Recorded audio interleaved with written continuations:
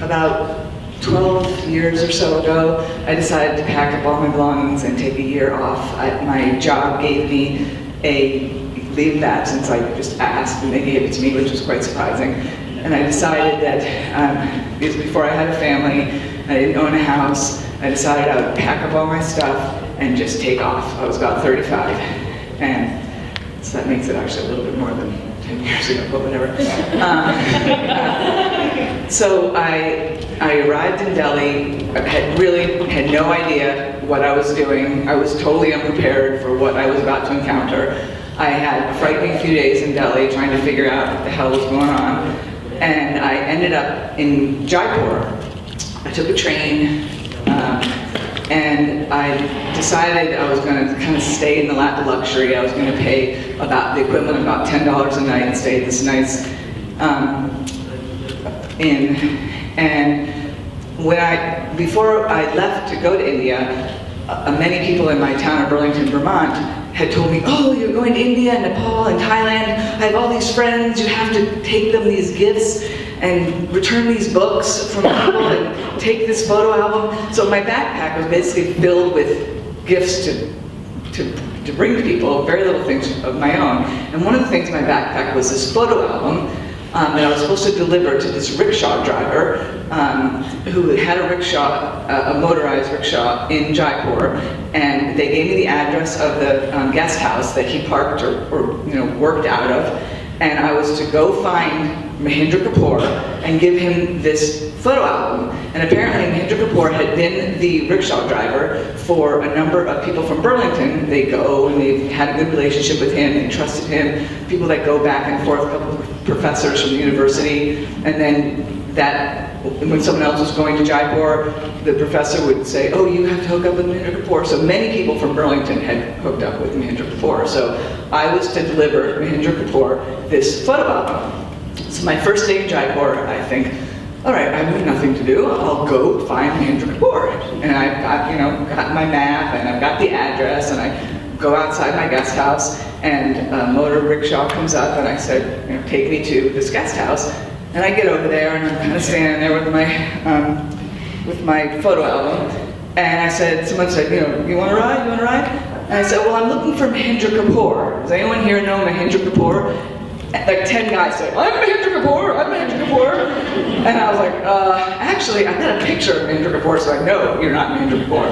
And some couple guys came over, and they looked at my photo album, and they said, oh, yeah, I know Mahendra Kapoor. Oh, yeah, I know where he is. I'm like, where is he? Well, he's not here now, but I know where to take you to find him. And so finally one guy convinced me that yes, he could take me to find Mahendra Kapoor, that Mahendra Kapoor was no longer stationed outside this guest house. So, kind of naive, I am, but I trusted this person. So I said, okay, you take me to Mahendra Kapoor. So I get in his rickshaw, and another guy hops on, and the other guy starts talking to me. He's like, oh, I'm a puppet master, and I do amazing puppetry. And I'm like, well, that's great. Take me to Kapoor. And we're going through the streets of Jaipur. I have no idea where I am. And all of a sudden we pull into this sort of slum housing, like tent city. And I'm like, is this where Mahendra Kapoor is, really? And the puppet man said, oh, this is where I live, and I'd really appreciate it if you could read a letter that I received that's in English. I can't read very well, so I'm just going to run to my house and get the letter. And I'm like, all right, okay, I can do that. Like, what's my choice, right?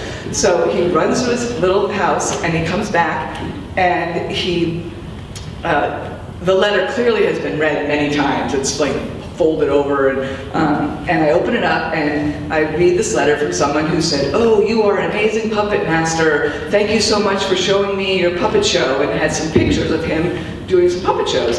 And so I read in the letter, and he's like, oh, that's great. Yeah, I remember that person. I did a puppet show for them. How about I do a puppet show for you? And I was like, well, I really want to go find Mahendra Kapoor. Oh, it'll only take a minute, and people are gathered around at this point, and come into my house, and I'll give you this puppet show. And I'm like, well, I guess, okay, all right. So we go in through this little tent city, and get inside his place, and his whole family's there, and they dust off a spot on the ground for me, and his wife or some woman in the family offered me some chai, and it was like in this dirty cup, and I'd already been sick like 3 times, and I said, no thank you, I don't want any chai, and that was hard to say no, and all of a sudden, there were 50, at least, people gathered around, looking in the windows, and drummers setting up, and puppets setting up. This was like a huge show, and there I am. I have no idea where I am. I'm by myself, and I'm like, wow, it was an amazing show. The puppets were very intricate, and they did amazing things, and the drummers were drumming, and the kids were gathered around. Everyone is staring at me, and I'm like, I have no idea what's next. So the puppet show ends, and Puppet Man says, so that'll be like, you owe me like 500 rupees. And I'm like, really? I don't have 500 rupees on me, but it was the equivalent of like 20 bucks, and I didn't have that much money on me. I'm like, well, here's 100 rupees, but I didn't realize that I was going to pay for this. And he was like, wow, you liked it, right? So I was like, okay, here's 100 rupees. And he's like, okay, I come to your guest house tomorrow, you give me the rest. And I'm like, okay, take me to the Mahendra Kapoor. So we go out and realize, no, actually, they don't know where Mahendra Kapoor is. And so they take me back to my guest house. And the next day, I ended up moving guest houses because I couldn't stay in the lap of luxury for too long. I had to go to someplace a little bit less expensive. And I moved to guest house, and this is a city of like more than 2 million people. And there's a million rickshaws, and I get a rickshaw, I go to a different guest house, and the next day I proceed to get sick again. And so I tell the owner of the guest house, I'm sick. He brought me some yogurt and some bubbly water.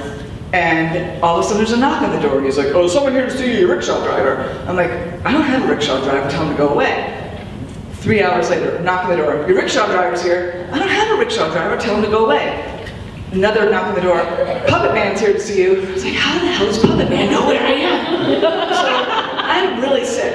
And so I tell the owner of the guest house, I'm like, I don't want any visitors, I don't know anybody here, I'm new, make them go away. The next day, knock on the door, Mahendra Kapoor is here to see you. What? How can Mahendra Kapoor be here? So I walk out, gingerly out of my room, go downstairs, and there's a guy standing there, and I'm like, you are not Mahendra Kapoor, but it wasn't the Puppet Man either. And he goes, I am not Mahendra Kapoor, but I need to talk to you. Where in Vermont? What? I said, Burlington. He said, oh, you know Buell Street? Which is like a major street in downtown, like, not a major street, it's like a residential street. I said, yeah, I know Buell Street. He goes, I have a friend that lives on Buell Street. So I was like, the world is way too small, and you cannot get away. And I ended up leaving Jaipur and got away from the Puppet Man.